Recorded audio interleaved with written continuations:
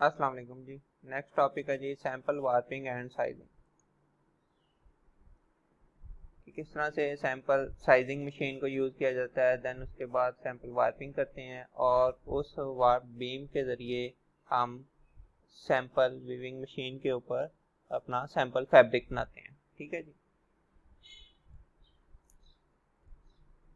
Sample warping machine is a modified form of conventional warping machine. Sample warping जो है एक conventional warping जो machine होती थी उसकी मॉडिफाइड फॉर्म है। It is developed for sampling purposes, especially the ones utilizing colored yarns or yarns of more than one count or type। अगर हमने एक से ज़्यादा काउंट या मुख्तलिफ तरह की टाइप का यार्न यूज़ करना हो या कलर्ड यार्न यूज़ करना हो तो उसके लिए हमें ये सैंपल वार्पिंग और साइजिंग की ज़रूरत पड़ती है। The warping process is composed of several operations.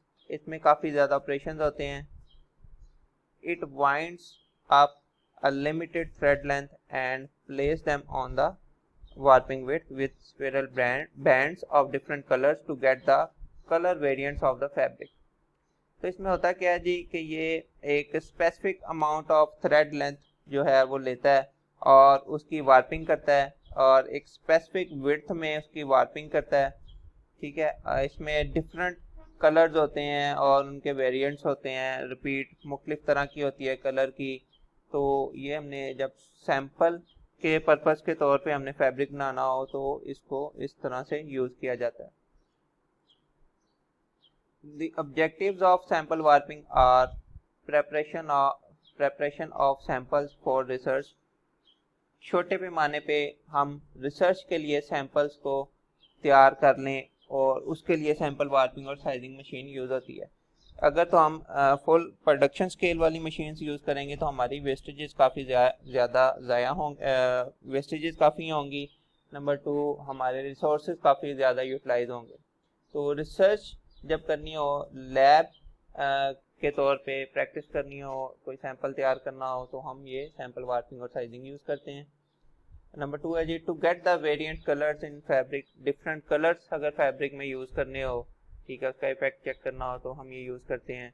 Number 3, product from a limited amount of yarn. Limited amount of yarn है, हमने उससे 1.5-2 मीटर कपड़ा बनाना है।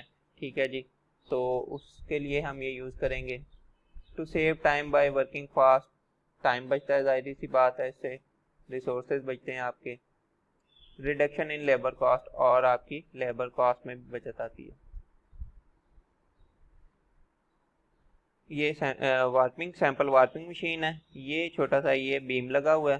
ठीक है। डिफरेंट कलर स्ट्राइप्स हम इसमें यूज़ करेंगे। और ये सैंपल साइजिंग मशीन है। ये किस तरह से काम करती है ये अभी हम थोड़ा सा इसका प्रोसेस देखते हैं। The sample warping machine produces the end product to be used directly onto the loom for weaving। अच्छा, अब इसमें होता ये है कि इसमें साइजिंग के बाद जो वीवर बीम है वो तैयार होके लूम पे नहीं जाता। इसमें वार्पिंग के बाद बीम तैयार होके लूम पे जाता है। तो सबसे पहले हम क्या करते हैं, हम यार्न को साइज करते हैं, उसके बाद उसकी वार्पिंग करके बीम तैयार करते हैं और वो बीम हम लूम के ऊपर यूज करते हैं। तो डायरेक्टली वार्पिंग से लूम जो होता है वो बीम लूम के ऊपर चले जाता है फैब्रिक प्रोडक्शन के लिए। Therefore, yarn used for warping must be sized to avoid excessive breakages and associated problems on loom। तो इसलिए जो वार्पिंग से पहले यार्न हमारे पास आना चाहिए उसको साइज्ड होना चाहिए ताकि ब्रेकेजेस लूम के ऊपर ना आ सकें। This is achieved using the single and sizing machine. तो इसके लिए single and sizing machine use करते हैं जिसको ये पिक्चर में दिखाया गया है। सिंगल एंड साइजिंग इसलिए कहते हैं क्योंकि एक कोन को हम साइज करते हैं। एक कोन से धागा लेते हैं इस साइड से और ये होता हुआ साइज बात ड्राइंग चैम्बर से होता हुआ इस साइड पे कोन की फॉर्म में ही दोबारा से हमारे पास साइज यार्न की कोन हासिल हो जाती है। The yarn from the cone is passed through a coating bath। अब ये यहाँ से यार्न जाएगा और यहाँ पे कोटिंग बाथ होगा। ठीक है, जिसके अंदर साइजिंग लिक्वर होगा, कंटेनिंग साइजिंग लिक्वर। इसके अंदर से यार्न पास करता है, इसके ऊपर कोटिंग होती है। Then it is dried by passing through hot air chamber. ये हॉट एयर चैम्बर है, हॉट एयर इसमें से पास कर रही होती है, इसके जरिए इस यार्न को ड्राई किया जाता है। ठीक है। The wrapping reel is used in the drying chamber. इस ड्राइंग चैम्बर के अंदर ये एक रील बनी हुई है। ठीक है। अगर आप देखें ये रील फॉर्म में है, इस रील फॉर्म में पहले ये वाउंड होता है, ठीक है। क्यों रील फॉर्म में इसके ऊपर वाइंड करते हैं? To accommodate maximum amount of yarn, ताकि मैक्सिमम अमाउंट ऑफ यार्न इसके ऊपर आ जाए और उसको ड्राई होने के लिए ज़्यादा टाइम मिल जाए। And to enhance the drying time for proper drying, proper dry करने के लिए उसको टाइम ज़्यादा मिल जाए। तो ये रैपिंग रील होती है, इसके ऊपर यार्न को वाउंड किया जाता है। हॉट एयर चैम्बर होता है, हॉट एयर के ज़रिए जो इसकी ड्राइंग हम कर देते हैं, जो साइज यार्न होता है। और उसके बाद नीचे ये यार्न आएगा तो दोबारा एक और कोन लगी होगी जिसके ऊपर हम इसको वाइंड कर लेंगे। तो इस तरह से कोन टू कोन हमारे पास यार्न हासिल हो जाता है आफ्टर साइजिंग। प्रोसेस इसका क्या है? Flow process of single and sizing. Supply package होता है, साइज बॉक्स के अंदर से गुजरता है, स्क्वीजिंग होती है, ड्राइंग होती है हॉट एयर क्लॉथ चैम्बर के जरिए, टेंशनिंग जोन्स होते हैं, और उसके बाद जी उसको साइज यार्न पैकेज हमें हासिल हो जाता है, ठीक है। ये यहाँ पे ये टेंशनिंग जोन्स हैं।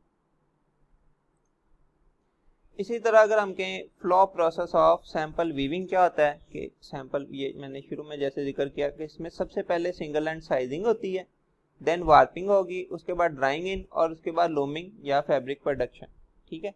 तो इसमें वार्पिंग जो है वो साइजिंग के बाद होगी। ये फ्लो प्रोसेस है सैंपल वीविंग का। नेक्स्ट है जी एक एग्जांपल है, ये मैं आपके लिए छोड़ दूंगा, आप इसको समझें और थोड़ा सा इसको प्रैक्टिस करें। थोड़ा सा मैं बता देता हूँ है क्या इसमें।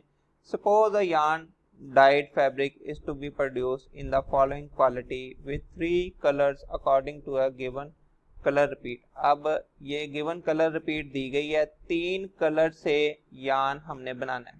Perform the sampling calculations.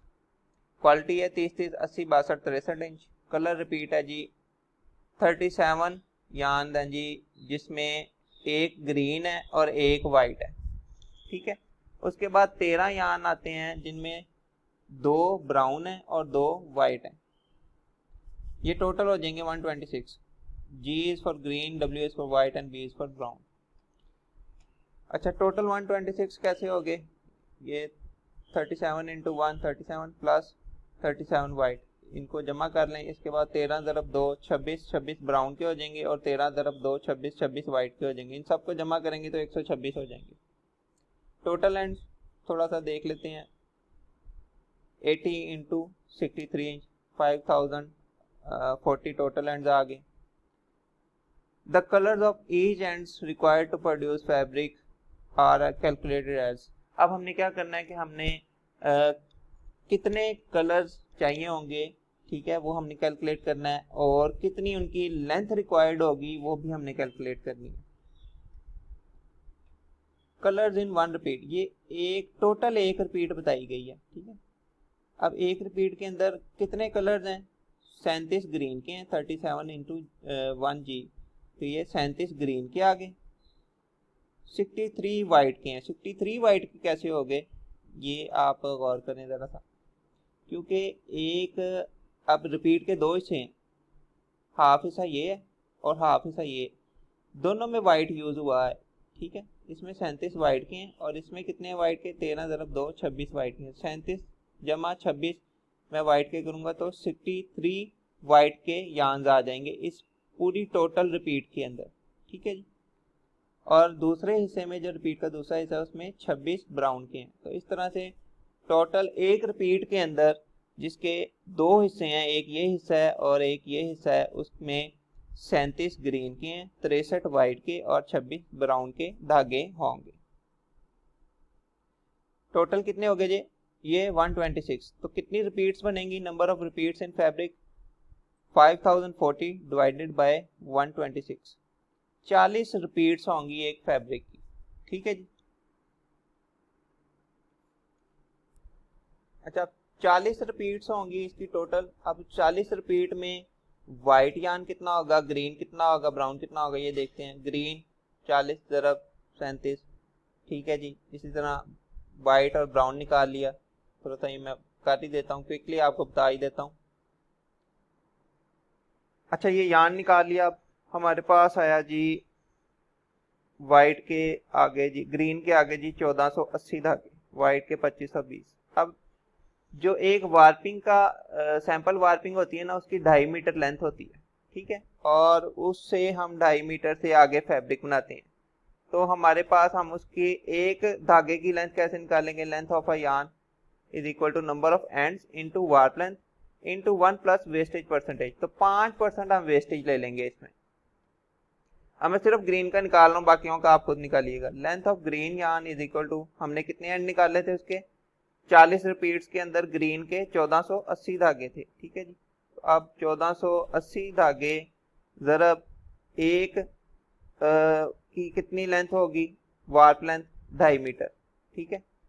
2.5 metre एक ही है, 1480 की कितनी होगी, ये हम इससे मल्टीप्लाई करेंगे और 5% वेस्टेज लेंगे, तो 3885 मीटर हमारे पास ग्रीन धागों की लेंथ आ जाएगी। इसी तरह व्हाइट की कैलकुलेट करें और ब्राउन की कैलकुलेट कर लेंगे, तो आपको पता चल जाएगा कि हमने ग्रीन की जो कॉन लेनी है एक, वो कितना यार्न उसका साइज करना है, व्हाइट की जो एक कॉन लेनी है कितनी लेंथ होनी चाहिए, कितना यार्न साइज करना है, और ब्राउन की जो लेनी है उसका कितना यार्न हमने साइज करना है। जो सिंगल एंड साइजिंग होती है उस पर डिजिटल लेंथ काउंटर लगा होता है, अगर आप लेंथ उस पर फीड कर दें वो उतनी लेंथ साइज करने के बाद उसको स्टॉप करवा देती है, ठीक है। तो आई होप आपको इसकी अंडरस्टैंडिंग हुई होगी। तो जिन इंडस्ट्रीज में ये सैंपल वार्पिंग और साइजिंग मशीन्स हों या आपने सैंपल चलाने हो, उसके लिए कैलकुलेशन बहुत इंपॉर्टेंट है, तो आप इसकी थोड़ी सी खुद प्रैक्टिस कीजिएगा ताकि आपको इसकी मज़ीद अंडरस्टैंडिंग हो। Recommended books fabric manufacturing calculation, इसमें से डाटा लिया गया है, और कुछ आप इसमें भी देख सकते हैं, textile engineering and introduction by doctor Yasir Nawab. Thank you for your attention and stay safe and healthy. See you in next class. अल्लाह हाफिज़।